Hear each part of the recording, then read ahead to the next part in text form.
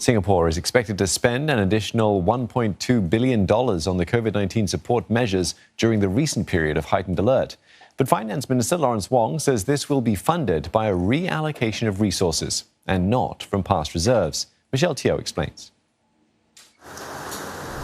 From wage support for workers to rental relief and subsidised service fees for hawkers. These are some additional measures to help protect jobs and businesses when new clusters broke out recently. The Finance Minister says Singapore already expects to drop to some $53 billion from its past reserves, but it's an amount they're not likely to put back anytime soon. Our expenditure in FY 2020 was the highest ever in the history of our country. And this unprecedented fiscal response has also led to the largest budget deficit in Singapore's history. Now that things are better, we should refrain from drawing further on past reserves. Instead, we will fund the support measures using resources that were approved in this year's budget. Half of the additional $1.2 billion needed will come from capitalisation of development expenditure under the Significant Infrastructure Government Loan Act. The government is borrowing under SINGA to finance two projects, the Deep Tunnel Sewage System and the North-South Corridor.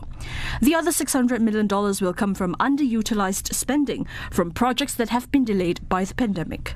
But the Finance Minister stresses that such expenditure will still be incurred in the future. Let me be clear, we will not hesitate to use the full measure of our fiscal firepower to protect the lives and livelihoods of Singaporeans. But we also need to be careful about the state of our public finances and ensure they are sustainable for the future. They may look affordable now, but will not be so once interest rates increase to more normal levels. The day of reckoning will come, and the burden will surely fall on the young and future generations. With almost 40% of the population fully vaccinated and the employment situation steadily improving, this reallocation is expected to soften the blow on Singapore's fiscal resources.